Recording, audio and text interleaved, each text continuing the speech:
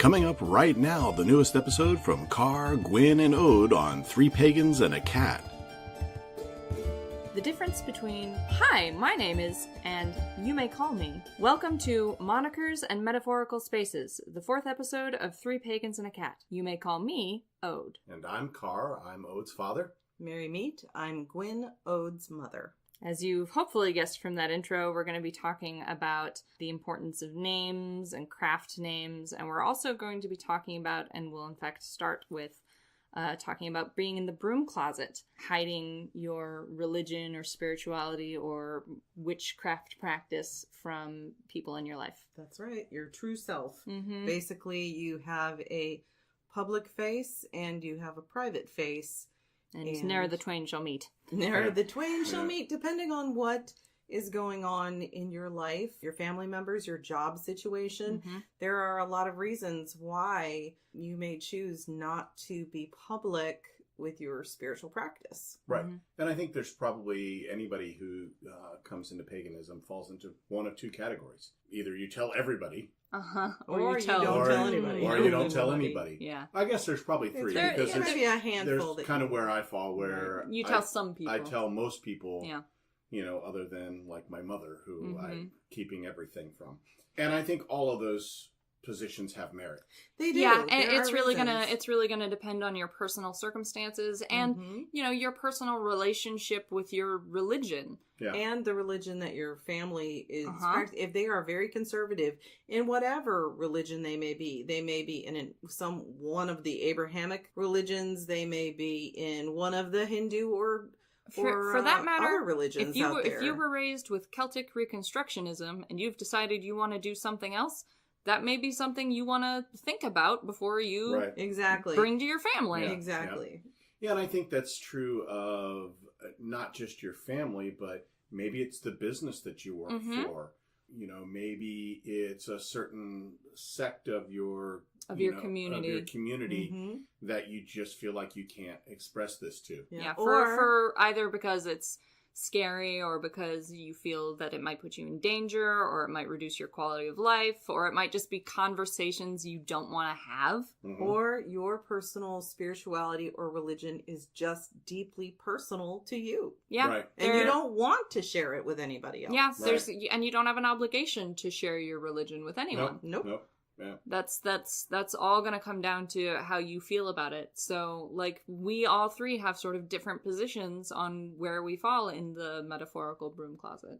Mm-hmm. Yeah, I mean, I definitely fall into the everybody can know other than this my one mother, person and anyone who might tell her. and anybody, who might know my mother. So Facebook, right, is it? You know, it's difficult to, we have to kind of cherry pick what we put on Facebook because she may although see. Facebook has some pretty cool tools, right? Some privacy features, which I've actually instituted, where I can post something on my Facebook page and keep my mother extensively from seeing it. Everybody else can see it, just she not can. her. Yeah. Until you're ready. Until I'm ready, right? Yeah. To divulge the change in your religious status. path. Yeah. Yep. So there's probably a couple other people I ought to add to that. To that list. People who might tell her. Right, exactly. Right. Yep. So although I don't think that many of those people on my Facebook page anymore. Right. So the curation of your Facebook friends is something that other people have to deal with. Not me. I just don't have any. Right. I solved this problem by having family members and like decade-long friends on there and nobody else. Right. I have close to the limit, so. Yeah. I have pared mine way down, but there are still people who are friends on my Facebook page that are devout Christians, very conservative in their viewpoints. They don't know your mom, but they certainly would get on my case for a very, very wide reasons. Right. You know, if I were to come out on Facebook or in social media, I'm edging toward that way eventually, I think. Yeah. But I'm obviously not going to do any of that until you're comfortable situation and have spoken in a different place with your mom. And then Ode is open with everybody, basically. Yeah. The only reason I don't reveal my spiritual path as it currently stands is that it risks outing Car and Gwyn. And as soon as they're out of the closet, I'm going to be, there with bells on. Because I've come out of closets before. And I didn't find the experience tremendously, intimidating. Right. The first time, I was nervous because I was a teenager. And I wasn't sure of the response I would get. But since then, I've been very open about pretty much everything. I've decided that if your opinion of me changes that much based on new information, then you Fuck didn't. off. Yeah, you didn't have a very good opinion of me to begin with, didn't did deserve you? to be in my life anyway, so. Yeah. In which case, I don't need you. So, Right. So that's my position. And That said, I think we ought to say, though, is don't out somebody. no, absolutely. That's why I'm. I've been widely known in my extended family as not having a religion for about a decade, because that wasn't a dangerous stance for me to take, because I was the only person in my immediate family who had that position. So, it wasn't like I was saying, well, I don't have a religion, and therefore you can make the assumption that neither do my parents. I was saying I myself have chosen not to have a religion. If I was to now go to those people and say, well, I found one, but you're not going to like it, I would run the risk of accidentally outing my parents, and I'm not willing to do that, so I'm keeping that secret until they're comfortable coming out of the closet. That's right. That's crucial. You must never, ever, ever, under any circumstances, for any reason, out anyone of any secret they are keeping that is not, illegal. Because you don't know what their situation is. You don't know their situation. You don't know the reason why they are keeping their status right secret. I think maybe now might be a good time to talk about the thing you all tried to go to. Oh. They are the same person, by the way, in case anybody's wondering. Gwyn and I tried to go to a pagan meetup in our area. Yeah, it's for women. I was going to go because although I am non-binary, I am usually perceived as female. So I was going to attend with Gwyn because she's nervous about meeting strangers. She just is. She's a natural introvert. I'm a natural introvert. I just am. And I'm an introvert with no fucks to give. So here we are. So we went to a public space, to a cafe where the meetup was supposed to be taking place. But there wasn't a sign showing where they were. And it was a public space with a right. number. It was a cafe with a bunch of groups. Any of them could have been the group we were looking for. And we checked the Facebook group. We got there, we couldn't figure it out. We went on our phones and checked the Facebook group about this group. And all we could find was that the two people who would be there first would have long brown hair and long red hair, respectively. And unfortunately, there are a number of people who fit that description in the cafe, including Gwyn and myself. That's right. So we decided it was not maybe in our best interests in this area that we live in to walk up to random women and ask them if they were here for the pagan group. There was just basically no fucking way I was going to do that. Because in the area in which we live, it's extremely conservative. Yep. It's extremely Christian.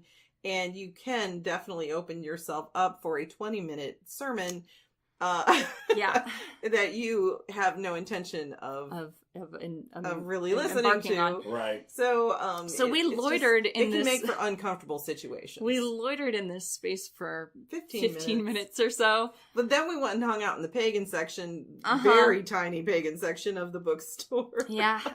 So we went over there to see if maybe there would be other confused people loitering near the pagan section. Apparently there were at least one other confused person who also didn't get there because they posted on Facebook as well, going, and I was wearing a pentacle, but it's kind of an obscured pentacle because it's also part of an Yggdrasil, or the world tree. It's kind of woven in there because it's a stealth pentacle. Right. Yeah. so that I can wear it out in public, and, unless you're looking for it, you don't really see it. So we eventually left without being able to make contact with this group. Yeah. And part of the reason that we just left is we didn't want to have to out ourselves to random strangers to try and find the right group. Right. So out them. Yeah, exactly. Because we don't know. I think you probably don't want to put up a sign that says pagans meet here. Right, unless it's in a private location. Right, but... Unless you're okay with people knowing that you're a pagan group and you're meeting for coffee. Right, and then you'd have to everybody was okay with that. Right. Yep. And that's the thing. But you could come up with some kind of generic weird name. Yeah.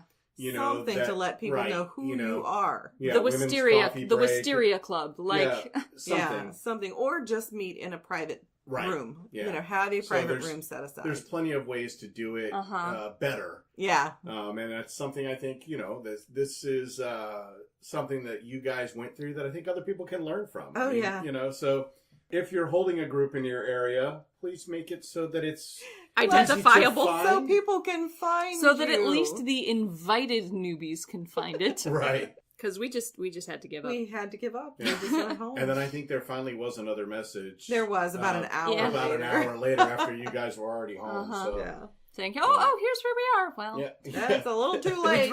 We drove half an hour to get there. Looked for you for 15 minutes. Drove half an hour to get home. We're not coming out. Right. No. And the whole thing is like, if you set up something like this and it's on Facebook or you do it on Meetup or something like that, time. No, just like watch those apps. Yeah. As the person hosting it, so that if somebody does post, you can answer right away. I do quite a bit of stuff on Meetup, and so Meetup actually just pings me. Yeah. As soon as somebody sends a post, so I go, oh, look, someone's lost. Right. And when I do my Meetups, which I do, I don't know, 5 regularly. or 6 a month. Yeah. I always post exactly where we're at. So when I get to the space, and I do most of mine in breweries, so I'll post exactly where in the brewery we're at. So people can find you. Right, so people can, have some clue who the hell you are and what you can do. Now, I also have signage for what I do, but sometimes, we live in an area that has many very large breweries. Mm-hmm. We're in the back corner of the second floor. Right, exactly. So make sure you go up the second stairwell. Exactly. And then turn around because we'll be behind you. Yeah.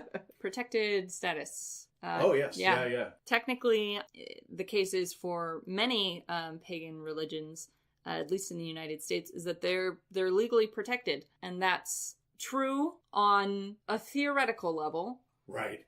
And reality is sometimes less forgiving. Yeah.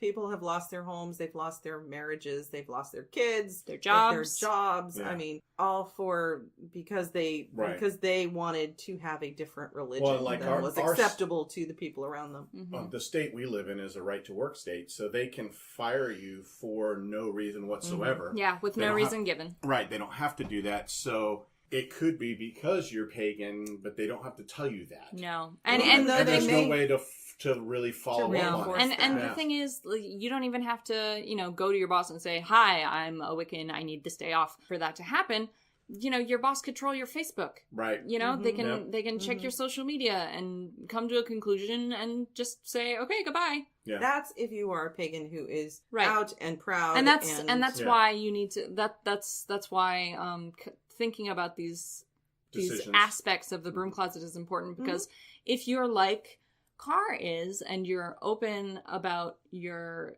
faith on social media and stuff like that, and you're only hiding it in sort of one direction, an employer might be able to find that even though Carr's hiding and it can specific posts from specific people, but he's letting just generally people be aware of his religious status, and that can come back to haunt you. Yeah, exactly. So that's something you need to that needs to be part of your consideration, is that although legally your religion is protected, or maybe not all pagan religions are, but many of them are, that legal protection may not extend as far as you would hope that it would. Mm-hmm. Especially since the judges making the decisions are probably Christians themselves. Yeah. Sometimes. Yeah. It's certainly in our area. Mm-hmm. In our area. That may not always be the case in other areas, but definitely here. And it can be hard to separate your religious feelings from your decision making. Mm-hmm. Yeah. I mean, that's just your spirituality is a part of who you are on a very basic fundamental level. Exactly. So there are basically 3 main reactions that people give when you tell them that you're pagan. Right. Curiosity. Right. Like, cool. What's that mean? You're a what the fuck now? Yeah. Judgment. Right. You're You're going going to hell. You're a what the fuck now? And uncomfortable silence, which can be either one of those. Right. Because they just don't know how But to just respond. being repressed. It's Yeah. kind of a Yeah, so I mean, those are basically the general reactions that people give when you tell them this. Yeah. And I've gotten all 3 of those when talking At to various people. stages. Yeah. And, Alrighty then. and some of the organizations that I work with, they have tried to change how they speak in the organization so that it is more reflective of An inclusive, diverse, spiritual religious life. space, rather than being very overtly Christian, Right. just because of where we live. Mm-hmm. But Right, this and organization I work with, I mean, we have an atheist, we have Mhm. me as, A Celtic. Druid, and then we have a couple of Christians. Mm-hmm. So, And the thing is, I think it's not like Christians, go out and start companies and are like, okay, this is going to be a Christian company. It's just that they are Christians, Mhm. and Right. that just sort of It bleeds bleeds over. into their It life, bleeds over. and Sure, that's that's normal and just like I understandable. would say my Druidism bleeds It's into yeah, my it's life. bleeding Yeah, over exactly. into Yeah. that's natural, and although it can sometimes be frustrating because it's a majority religion, and so therefore it's the one you're going to encounter the most often, and Yep. in some cases get the most pushback from, just because Christianity is an evangelizing religion specifically. Yeah. Although that can be frustrating to deal with, I think it's important to remember that for the most part they don't mean badly. No, they really don't. It really is, for the most part, not all. Obviously, there are some assholes out there. There yeah, are, but that's true in every group. But that's true in every group. But a lot of times these people who react mean well. so crazily, Uh-huh. and are They're concerned about your Mhm. soul, but it's a genuine concern. Yes, That's yeah, Well, the and thing. there's a It's lot of genuine. Yeah, and there's so a it's lot of I easy- think fear in the average Christian of hell and Yes, of judgment and punishment, exactly. Yeah. and It's- and they're equally afraid for you. Yeah, Yes, and it's yeah. evangelism is part of their religion. Mm-hmm. So it's understandable that sometimes they react this way. Sometimes you get the haters. Haters Uh-huh. are going to hate. But you do get people who really do try to understand where you're coming from. So Mhm. I Yeah. think it's easy to get upset Yeah. or to pigeonhole Christians into one kind of mindset. But I do think we need to remember that for the most part, They mean well. they mean well. They're trying to help. Yeah. They are trying to help. Now I do think that once you have refused that help, it's their job to stop, to move on, but- to move on. That we could tell about our experience with the gentleman in the bookstore. That would be a perfect. This kind of Oh, probably. Yeah. segues right into that. So we were at Barnes and Noble in our local area, Uh-huh. and we were looking in the pagan section, which Yeah. is metaphysical and Yeah, it's- witchcraft and And UFOs It's and very UFOs small. and Hinduism and Buddhism actually and bigger than in philosophy. most. That's yeah. true. It's Yeah. larger than in most. But And, it's all those subjects all squished squished into together. into but one. literally right aisle. across the aisle from the entire aisle of Christianity. And so And the Christian aisle then wraps around to 3 more Right, shelves. yeah, you're yeah. kind of surrounded by it. so You we're are sta- enveloped by Christianity. we're standing there looking at, I'm looking for Celtic Reconstructionism books, and Yeah. Gwyn is looking at witchcraft stuff, and Ode is looking at both, so Uh-huh. to try to help us find books that we were interested And plus occasionally some heathenry stuff. finding some heathen books. Yeah. And It was a great trip. and there was a guy standing on the other side who was Back to back with us. back to back with us looking at the Christian books, but every once in a while he would turn and look at us. He would pull out a book as though he was going to examine it, but he'd pull it sort of halfway out of the shelf. And then he'd just pause there and not pull it out any further and not read the back. And then he would turn his head slightly to sort of glance at us out of the corner of his eye. And just give us a once-over and up and down. And then turn back to his book. And then turn back to us. So and then turn back to his book and slowly push it back into the shelf Clearly and he was shuffle a working few up steps But away. yeah, you could see the The wheels turning turning in his brain. There was a small bit of smoke coming out of his ears of going, when am I going to ask these people, when am I going to tell these people about Jesus? And When he is would this do part it- of my... when he should would- I break in? Because we were Right. conversing. Right, you yes, know. yeah. And he would do it over and over and over again like all the way down the aisle. Yeah. He just sort of kept pace with us all the way down the aisle until eventually we were just like, cool, we can find these books somewhere else. And left. I didn't even notice him. I saw him. Well, I take that back. I obviously saw his presence. I knew he was there, but I didn't notice all of this that was going on. And all of a sudden, Carr and Ode were just like going, we're done. And I'm gonna go over to the comparative mythology section in the fiction zone. I'll be back later. I'm like following after them going, what's going on? They were like, that guy over there is trying to decide if he's going to share Christ with us. I was like, oh. So it was an interesting experience because he did kind of just move. He kept pace with us, and I figured it would just be easier for all of us involved if we just didn't have this conversation. The good news is we ran out of space before he did. That's right. It's kind of nice that it was shorter. But what was really interesting is we weren't hiding anything. Oh, no. That's the thing, is we were being very open about who we are, what we were looking at. It's kind of hard to hide what books you're looking at in a bookstore. I mean, I guess you could go in and be like, ha ha, how stupid, I'm just going to buy all of these. But like, that's the only way you could disguise what you're there for. And I wonder if this guy, so I used to work at a large Abrahamic tradition church. Yes, you did. You worked at several. Yeah, and we used to be in that religion for a very long time. So I used to work at a very large Christian church in our city, large enough that you had no clue who all was there. Yeah. You know, we're talking like 20,000 people type size. So I wonder if church. So I wonder if this guy like had attended there or something. Oh, and recognized you. Recognized. You were an employee there for a while.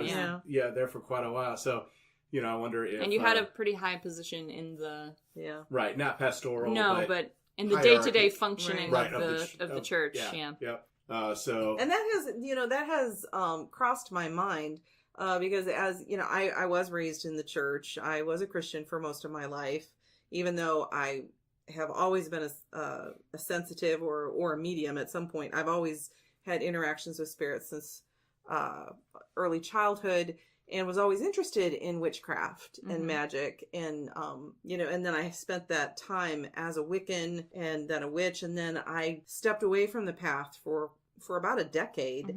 And then, you know, last year, really, or a little over a year ago, stepped back onto the path and just said, fuck it, I'm done with, you know, pretending. I'm done with pretending. This is who I am. And I'm very happy with that, and very satisfied.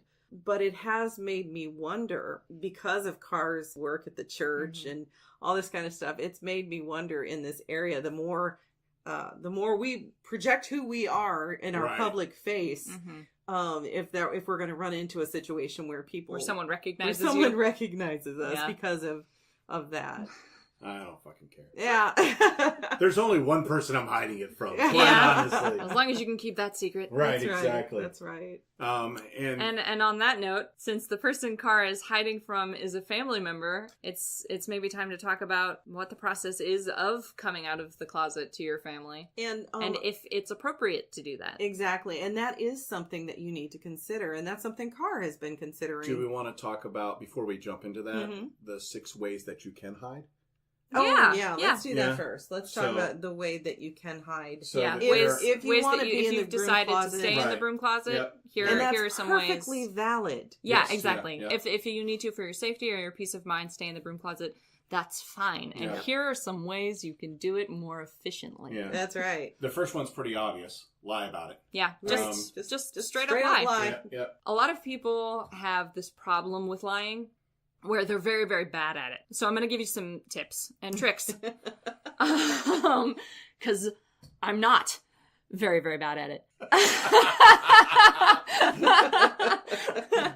And I'm comfortable admitting that, because that's the person I am. I acknowledge my negative qualities, and one of them is that I'm a good liar. So I'm sure you've heard this one before, which is, and just include some truth in there. Yeah. It makes it easier for you to keep track of the lie you're telling if it's mostly not one. The other thing is just keep it very simple. You don't actually need to include a lot of details. Most people aren't interested. Keep it vague. Yeah. Most people are only asking out of like a sense of propriety, and like they feel like they have to. They don't actually care about your answer. So the fewer details you put in there, the less they're gonna give a fuck. Right. Yeah, so that's the thing people mostly screw up with lying is that they develop this like elaborate tale and they feel they must get all the details in to make it feel authentic, but no, you don't have to. Just short, sweet, simple, vague. As if you can do it in a monotone to make it sound as like even less interesting, do that. Yep. Mm-hmm. The second one is don't use many tools. No. So no altar, no wand. Or if you do, because we were going to talk about stealth altars, you can use, there are tools you can use that can be hidden. You can use candles. Or that look like other things. That look like other things. That's coming up down here, so let's wait until we get there. Yep. Okay. The third one is using trance or meditation. Yep. Because that's very solitary. You can do it in your bed. Yep. Nobody needs to know you're actually communicating with a goddess. A lot of people have this idea that you have to have like a specific stance when you meditate. You don't. No. You can lie down flat on your back and meditate. As long as you're not prone to falling asleep. Right. But as long as you're pretty sure you can stay awake, you can do that in literally any position. You don't have to like hold the lotus position for 45 minutes. People understand meditation because meditation has become a very socially accepted practice. Yep. Right. So you can tell people, oh, hey, I'm going to go meditate now. They don't need to know that it's actually part of your pagan practice. But that, again, is something that you're going to have to judge on a case-by-case basis whether you can get away with that. Because there are some Christians, I'm aware of some Christians who are like, meditation is of the devil. Yeah. Sure. Yeah. And you can always just say, I'm going to go do a devotional. Yeah, that's true. Just tell them you're going to go pray. Yeah. Yeah. Because... frankly, it's exactly the same damn thing. Yeah. Don't keep too many books, or if you do, have them on a Kindle. Yep. So that nobody else knows. It's a lot harder to hide a stack of paperbacks than it is. Trust me, I know, because when I first to shove your Kindle under the bed. My first experiences with Wicca and witchcraft were when Ode was much younger and Carr was very much still a Christian, and so I hid everything. I hid everything from him. I hid everything from my family. I worked for a Christian organization at the time. So she was very closeted. I was very closeted, and I was very good at having a acceptable public face, not only to the people I worked with, but with my family. Yep. You know, I had a stealth altar. I had a box where I kept my things. So... You know, So the next thing on the list. You can also. I keep jumping ahead. You can also, if you're worried about keeping books, you can check them out from the library. Yep, exactly. Or for that matter, you can go to the library and just read them there. Yep. Yeah. Again, a thing I did. Yep. The next thing on the list, number 5, is make your ritual or worship appear as something else. Now, you want to talk about stealth altars? Okay, sorry. Well, it's just I had one in our bedroom. Yeah, in a shoebox. I kept my supplies in a shoebox in the closet. That was where I kept my cauldron, my incense, my candles. I think I had a little, probably had a little image of a goddess in there. That was in a box. I had just maybe 2 books that I kept hidden under the bed. But my altar was actually out in the bedroom on a table, but it had things on it like a water fountain, you know, with rocks and things like that. It's my water fountain. No, actually it was mine. It was one I purchased. We've had many water fountains. Yeah. But it was mine. It was one that I purchased. It was, and I had a shell that had stones in it. I had candles. I had all these different things that had dual meanings. Yeah, and I just assumed you were decorating. Right. They all had dual meanings. I wore a triquetra because it can be, it is used as a Christian symbol as well as a pagan symbol. Ahead, but go ahead. But I'm just saying these are the things Stealth that I altar. used. It was part of my stealth. And number 6. Well, and look, but there are other ways to do a stealth altar. Right. Like if you're not comfortable having anything out in the public space, anything that anyone could possibly see, you can build a little altar in a shoebox. Yes, you can. Or Absolutely. an Altoids tin. Right. Or, you know, something that looks nondescript on the outside and you can just shove under your bed or in a drawer or in a pocket or whatever. Things that you can pull out when you're, you're home alone. You know you're going to be home alone for a while, that you can pull out and use for your practice. Yeah. Yep. And that was actually number 6. You all just covered number 6. See, he's fussing because we're not sticking to the numbers here. To the script. We're not sticking to the script. I said it was 6 things, and it's hard when you all do 2 of them after I've done 4. Well, So go with the flow, man. That's who we Go are with as the people. flow. Yeah. Be flexible. all right, so we've got those in. Now, if you want to come out Yeah. to your family, right? Oh yeah, yeah, I did have some. if you and the process of deciding if that's something. Right. And there are things that you do need to take in consideration, especially if you do have, such as Carr and I do have a conservative religious Christian family or a conservative religious family. Could be Jewish or Muslim or whatever, or atheist. It could be an atheist family. I mean, there's any number of reasons why you would be concerned with sharing your particular spiritual path with a family.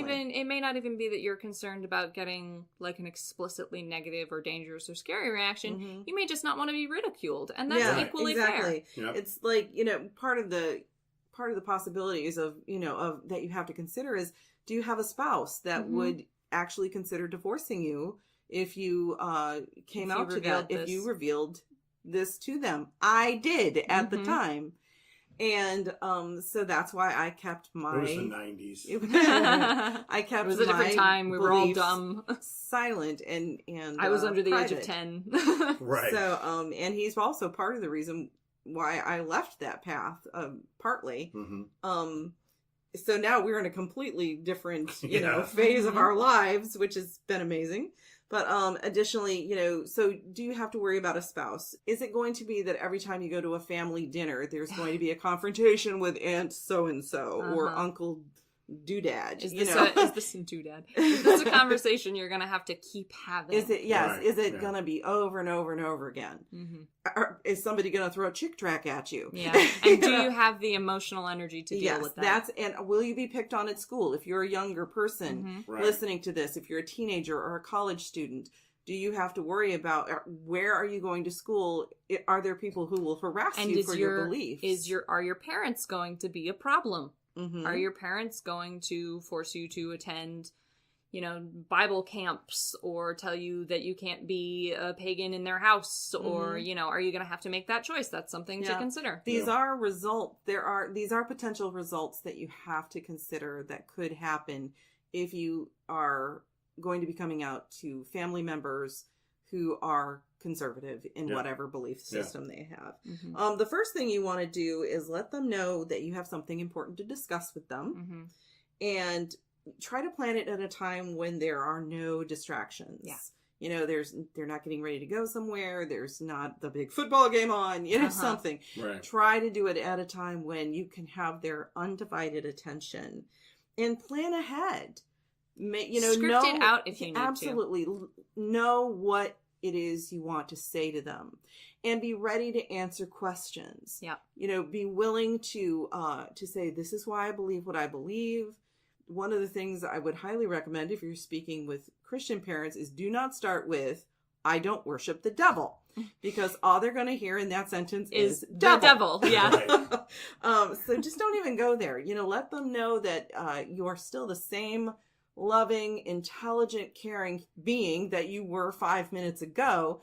You just have a different belief system than they do. Let them know that you still respect them, you still respect their beliefs. Right. And that you are not and that you expect to have your beliefs respected in return. Well. And exactly. And just have an honest answer for them of why you're choosing to follow your new path. And it doesn't have to be that you are leaving Christianity or Judaism or whatever, or wherever you came from. It can be, and it's an honest answer, you're moving forward to something that speaks better to you, that fits you in a way that doesn't fit them. It's worth considering, especially if you're coming out to your parents and they raised you in this religion and now you're moving to a different one. They may feel rejected. They may feel, because your spirituality is a very important part of you, it's worth considering that they may feel like by rejecting the religion that they raised you in, you are also rejecting them. Like, I mean, you guys talk about how you felt when I stopped being a Christian. You know, I hadn't become a pagan. I hadn't moved to another path, but you guys were both very upset when I stopped being a Christian. I think I don't even remember that far back. It's It's been a long time. I haven't been a Christian since I was a teenager. Yeah. And honestly, I hadn't been a Christian since I was a child. It was just when I was a teenager that I finally said, okay, I'm not going to pretend anymore. Right. I think because of where I was at the time, I had come out of being a pagan and I had gone back into being a Christian, and I went full hog wild, you know, very evangelistic. And I had been before I went into Wicca and witchcraft. I had always been very evangelistic and very legalistic. And I tried not to do that, but it just happens, I guess, you know, with that particular religion anyway. At least for me. Yeah, that's how it interacts with your personality. That's how it interacts with my personality. I think, honestly, I got to a point where I'm just going to let Ode be who Ode is. Because But it took you a while to get there. It took me a while to get there. For a while there, it was all, I've done this to you, I've destroyed your faith. Oh, I felt very guilty. I felt very guilty because part of the thing is, my first experiences with Wicca and witchcraft were just full of guilt and remorse and flopping back and forth between being a Christian and being a Wiccan. She oscillated a lot. I oscillated a lot. And then I just finally said, you know, I was going to be a Christian. And I stayed that way for 10 years. As I said, you know, about a year and a half, actually longer than that, probably 2.5 years ago. Yeah. Those same old questions, the ones I've been having since I was 15 years old, kept resurfacing. And I just realized Christianity just doesn't fit me anymore. Right. And I am a witch. It is who I am. Yep. And you're so more comfortable. I'm more comfortable as a witch with that life structure. It is. I am, and it is who I am. So I felt more comfortable being able to do that. And I think even beginning probably midpoint through that decade of Christianity, I was moving away from that very strict religious, you know, oh my God, I've ruined my children, to accepting them for who they are, what they want to do in their lives. And I don't want to judge them because my religion tells me I have to. Right. I came to a lot of revelations in that period of time. Well, and your religion told you to judge me for so many, many reasons. So many reasons. You, my father, my other child. It's just I can't do that anymore. Yeah. I just can't do that anymore. And I think that's what a lot of people come to. But I am still in this place where, because of that time spent as a Christian, most of the people who know me are Christians. Yeah, there's a lot of baggage in your relationships. Baggage. And so that is why I am in the broom closet currently and trying to eke my way out to where I can publicly... An inch at a time. Where I can publicly express who I am. And it's nice to be able to do it in our home. Yes. I think that provides freeing. A lot of relief, being able to, even if you can't out necessarily in your whole life or in your whole public space, express that. It's nice to be able to do that, at least in our house, in our family. I did also want to add... So if you, I would say if you can't be out of the broom closet completely, just try to find someone you feel safe and comfortable talking to about this, because it's really, it'll help create, you know, that sense of safety in who you are. It'll give you that outlet, and that's useful. Yeah. And there's also, you know, if you do decide to come out to your family, that's great, but you can also come out to your friends, and you can do it in very simple ways, like by wearing a symbol.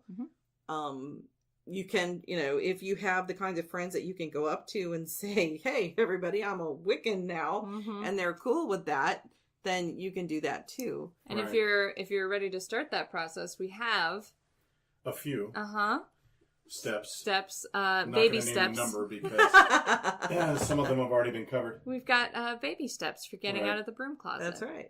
One is something we've already mentioned. It's to wear some kind of jewelry or something that, you know, like a hidden pentacle within a drossel, or a triquetra. Yep. Or Something Thor's that's hammer.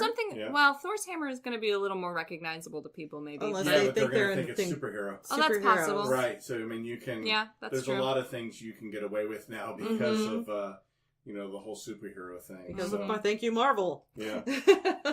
Thank you and curse you, Marvel. The next time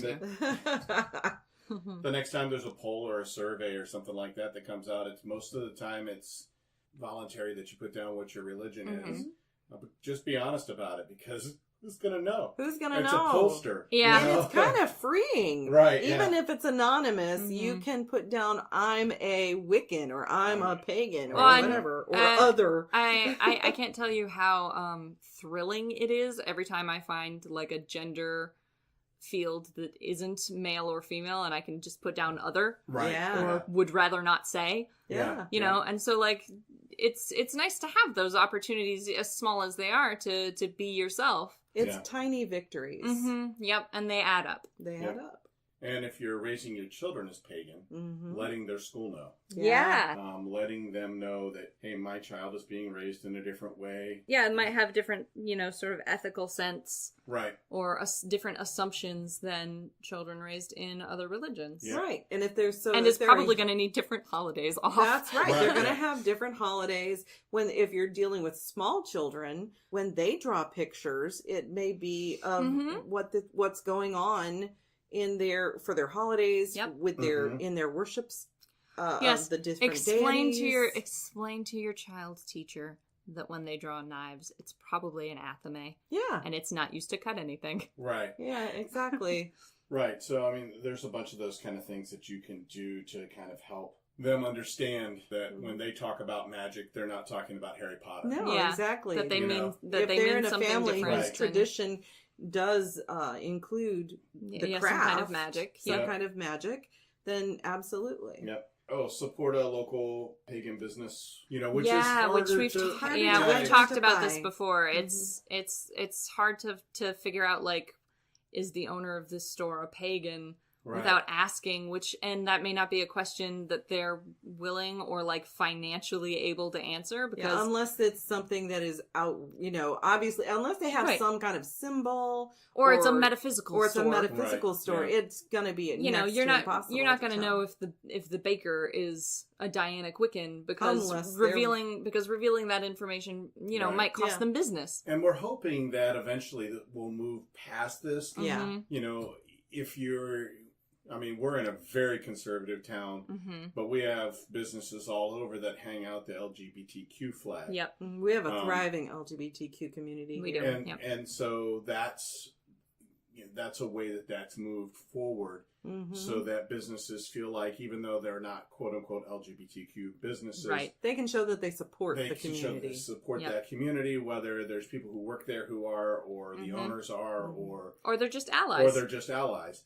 I almost wish we had like a pagan flag that we could hang out and go, hey, we're blah blah, so that people would that when you're walking down the street, you can go, I should check out this bakery. It's my people. Maybe that'll happen one day. The other thing is Pagan Pride Day in your area. If it is support one in your Pagan area. Pride. Go hang out. Yeah, we've gone to ours several times. You're probably not going to run into a ton of people unless you're already fairly out in the pagan community. Right.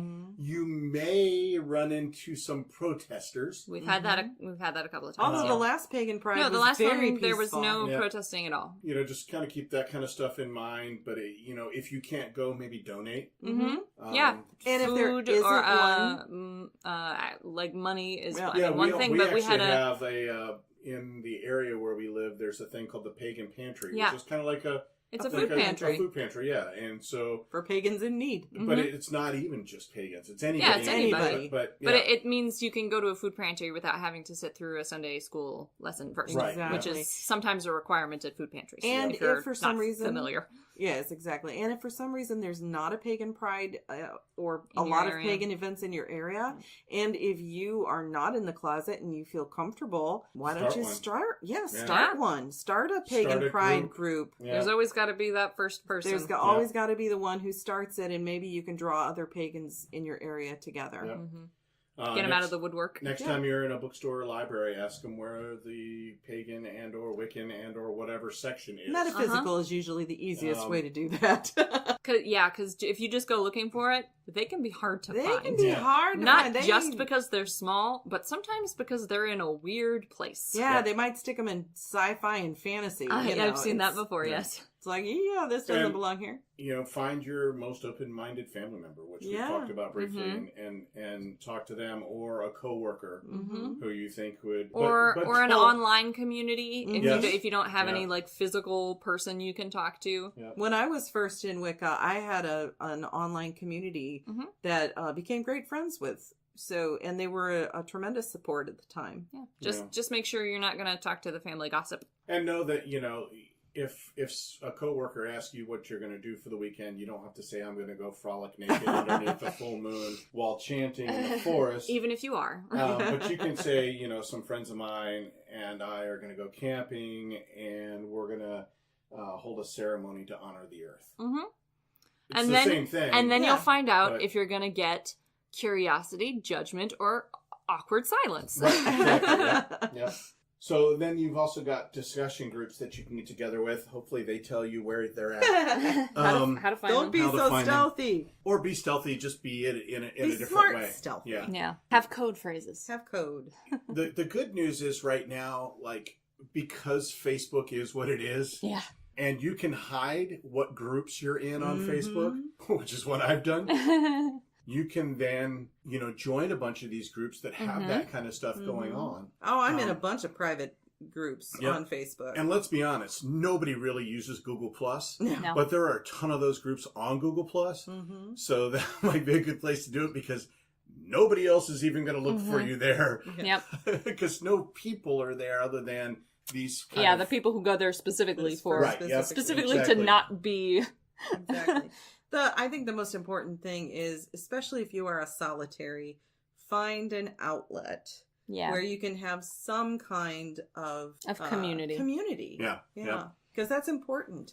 It's important for a lot of reasons. Yeah. One of them is just that humans are inherently pro-social beings, even those of us who don't love hanging out with other people much. As I've said before, I'm an introvert with no fucks to give.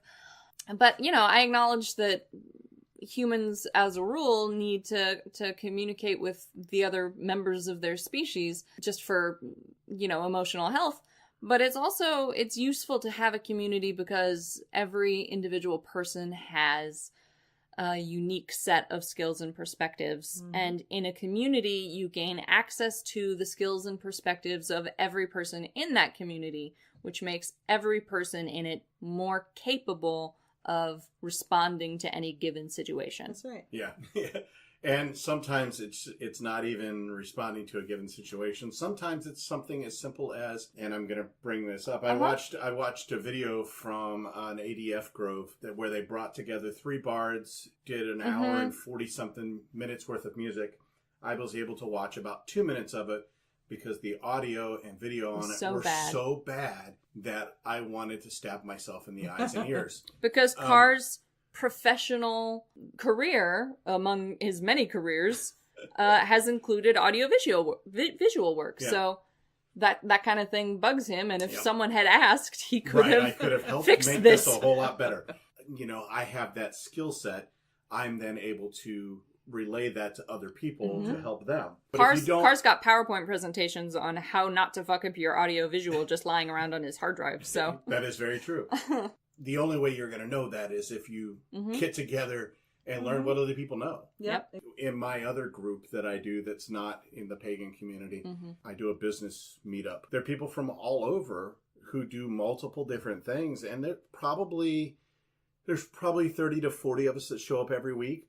And I've probably done business with 10 to 12 of them over the last several years. Because you never know when you're going to need a roofer or a lawyer or whatever. Right, exactly. But, just in our pagan community, we have those kind of people too. So, let's work together on things. The ADF actually has a whole section on the website of people who go in and list. In wiki format. This is what I do. Here's what I do for a living. Here's what my spiritual credentials are. Right. Here's what, my areas of interest are. Exactly. have a conversation about how we can help each other. And I think our point is you can still be in the Broom Closet and be part of a community. And you can be a solitary and be part of a community. Yeah, Being part of a community doesn't mean you're married to a grove or a coven or a kindred or anything like that. It just means, you have friends. Yeah, you have a tribe. Yeah. Going out having a coffee. People who you can actually speak to about what you believe and who will understand. Yeah. Who you won't have to give a glossary to every time you want to have a conversation. They'll understand your language. Yeah. And then I think going from that, I think we were going to talk about craft names. Yeah. Yep. Which can be a part of being in the Broom Closet. Of being in the closet and being in the community simultaneously. A lot of authors, if you go looking for pagan books, you'll find a lot of authors are writing under pseudonyms or have written under pseudonyms. Or their craft name. In the early part of their careers.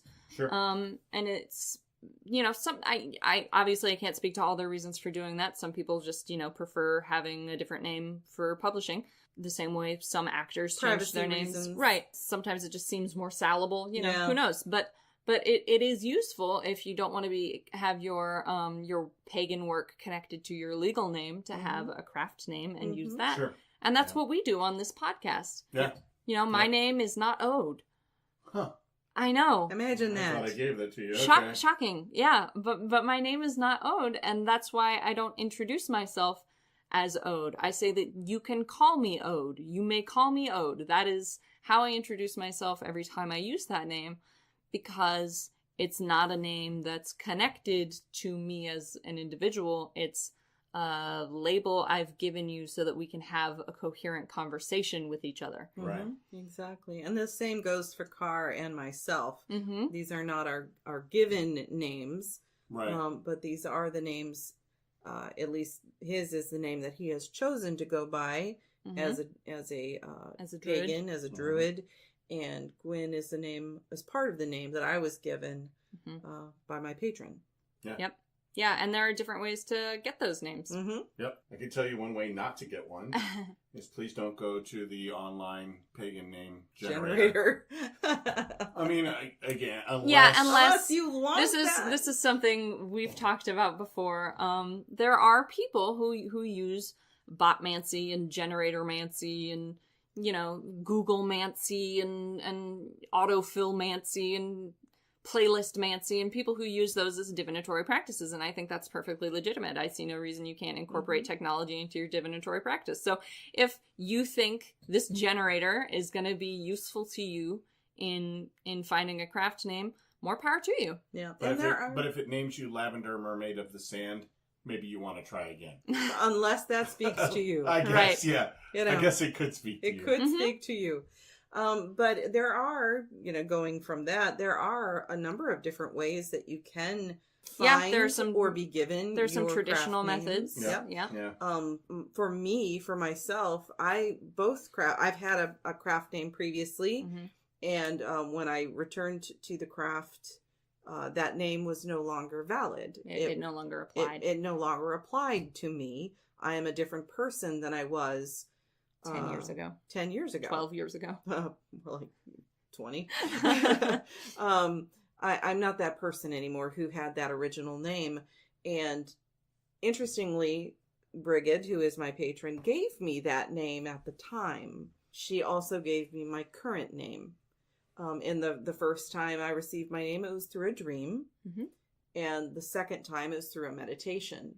But both times it was Brigid. The first time I was seeking a craft name because I felt like I wanted to have one and just could not find one. And that was when I had this very vivid dream and received my name. And this time I didn't care. I did not care if I had a craft name or not. She approached me in a very intense, very vivid meditation and told me my name. Right. And I chose to accept that name. And mine was, I wanted something. You don't need it, so don't feel like you have to do it unless you're in an initiatory tradition that requires one, in which case, them's the breaks, tough luck, suck it up, or find another tradition. Or find a different tradition. Right. But unless your tradition requires you to have a craft name, the fact that it's like a common trend in pagan circles doesn't mean you have any obligation to get one. And, mine came out of me picking it. One of the deities that I worship out of the Celtic pantheon is the Dagda. I wanted something that felt like he would be approving of. Mm-hmm. Something that would honor him. Right. And so my name is Kar on Dagda, which is friend of the Dagda. The Dagda, yeah. So one of the things in doing research about this was that, you probably shouldn't take on the name of a god or goddess as your own. Now, where my name is friend of, that works. In the same way that a matronym or a patronym works. Correct, yep. You have options there. Yeah, it's pretty common in the heathen community to find Thorsons or Odinsons or, Freya's daughters. It's very traditional or popular, I should say, in Wiccan, I think, and other neo-pagan traditions to use animal names and flowers and stones, and things like that. Right. Yeah.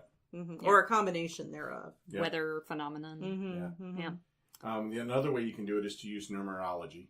Yeah. So using your birthday in order to come up with at least the first letter of your name. So, for instance, would be June 16th, 1964, which is not my birthday, so in case anybody's wondering. But that would be 06, and you add those two numbers together and you come up with a 6. And 16 is a 1 plus a 6 equals a 7. 7. And then 1964 is a 1 plus a 9 plus a 6 plus a 4, which is 20. But because you need a single number, it's a 2. Then 2 plus 0, which is a 2. And then you add 6 plus 7 together, which is 13. And then you add 1 plus 3 together, which is 4. And you add 2, and you come to 6. And then 6 corresponds to F, O, and X. Oddly enough, Fox. So maybe you just take Maybe Fox. you just call yourself Fox. Not all of them line up to be an actual thing. And Gwyn, Cara and I have talked before about how you could get more granular than your birth date. You could include the time that you were born and the latitude and longitude of where you were born. You could add as many numbers. You could add your height, weight, and BMI. Like you could get as granular as you want about this this numerological method to find a number that feels appropriate to you. And I think you can also, if you want a craft name but you just can't find one, you're not being inspired, you can take a temporary name until you find the one that fits you the best. That's very relevant. That is your name. That's very relevant to my situation right now. Ode is my public facing name. And that's a name which is sort of a short form of a phrase I'm attached to emotionally about a rant I went on one time.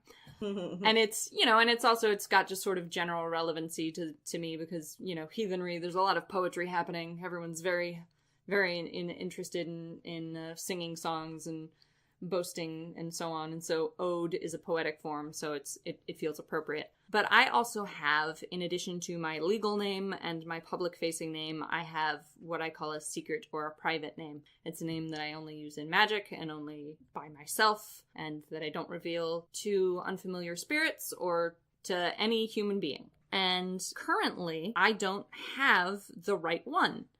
I've outgrown my previous secret name, and I've had secret names before, and I've outgrown all of them. Because when I become a different person, it's time for a new name that reflects the person that I am now. And I usually wait for that name to come to me intuitively, either out of a dream, or in the process of a meditation or a trance, or a word that gets stuck in my head, or, that sort of process. I just wait until I intuitively find something that feels right. And I haven't found the right name yet for the secret person that I am today. So until I do, when I do magic or talk to my gods or, have a purpose that needs that secret name, I use the shell of my old name just to stand in until I find the right one for the person I am today. Exactly. And that's just part of, and that's not a heathen tradition. That's something I've been doing for a long, long time. And I think it could easily translate to other people who are seeking a name but are having difficulty finding one. Yeah, and honestly, my secret names are not names you would be familiar with. They're not words. They're not names that you'll find in a book of baby names. They're words that are right for me and are usually not actually words. Yep. Mm-hmm. And I think that's the thing is you can be creative. Mm-hmm. You don't have to follow a certain pattern. It doesn't have to be, you know. No, if I was gonna, typical of a craft name. if I was gonna follow the heathen tradition, I would go find a Norse or Germanically derived first name, and I would pick a god or goddess to whom I felt particularly attached, and I would make a matronym or patronym out of it, and that would be my craft name. But that's just not how I've done it in the past, and it's not how I feel is appropriate for me to do it in the future. So And I suspect Gwyn will not always be my craft name, because we are always growing and advancing as human beings. Right. So someday I will outgrow this name. But it'll stay for this podcast. But it'll well, yes. But yes. But I'm just saying, but it could, if I were to get a new craft name, it may not be my public facing name. Right, right, exactly. Right. Gwyn may always be my public facing you may end up name. in the situation I'm in, where you have a secret name for work and a public name for communicating. Exactly. And then a legal name for putting on documents. Right now, both share the same name, but that could change. Yep. So we'll post a lot of this stuff online in a blog post as some of the articles that we referenced, that kind of stuff, so that you all can easily find that. Yep. I'm gonna post a link to behindthename.com. I was just thinking that. Yeah, which is a great website that I've been using for years and years to find the etymologies and meanings of names in different languages. And if you do use Generatormancy or that kind of thing, there's a random name generator. You can get 4 names at the push of a button from you can either get them from all across the website, or you can specify them down to, I want only masculine Germanic names, and it'll give you 4 masculine Germanic names. So awesome. It's a very useful tool if you know sort of what kind of feeling you want, but you don't know specifically what you want. You can search by meaning. So if you know you want a name that means cat, you can search for meaning cat, and it'll give you a bunch of names. So and for those of you who are downloading us on, your podcast app on your phone or whatever, our website is 3pagansandAcat.com. So you can easily find us because it's the exact same name as the podcast. And it's the number 3. And it's the number 3, it's the number 3, yeah. So 3 pagans and a cat. Yep. And we're all available via email. Yep. Those emails are listed on the website. We have comments through Discuss. Yep. So if you have a Discuss account, you're welcome to chat with us on the website. Yep. Or you can chat on all the blog and episodes. Yes. You can also just fill out the online contact form. Yep. That comes directly to me, Car. But if you want to get a hold of Gwyn, you can send directly to them via their emails, which are also at 3pagansandAcat.com. Gosh, I think that's it for this episode. I think we've wrapped it up. Yeah. I think we went a little long this time. That's okay. Yeah, we kind of meandered. So, I mean, if you all haven't figured this out, we're supposed to be once a month, and we've obviously now put out 3 episodes pretty much back to back to back. Whoops. So, looking forward, I was just looking into March, and we'll at least have 2 episodes in March. Got another holiday coming up. Because, we've got Ostara coming up, and our regular March episode. And that's probably a trend that'll continue, because we are going to do all the holidays as separate episodes. Right, but you never know when you'll have a special episode coming up like we had earlier. Because something happens, and we feel like we need to talk about it on mic with you guys. Yep.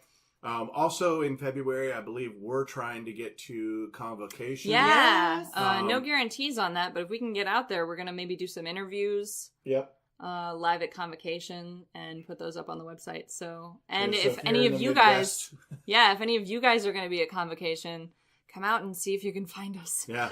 We won't be stealthy. No, not at Convocation, we'll no. wear name tags. Car, Ode, and Gwyn. Yeah. So. We'll get t-shirts or something. We'll let you know who we are. So, come out and see us, and we'll be there if we can get there. Oh, yeah, well... with no guarantees, unfortunately, at this stage, but...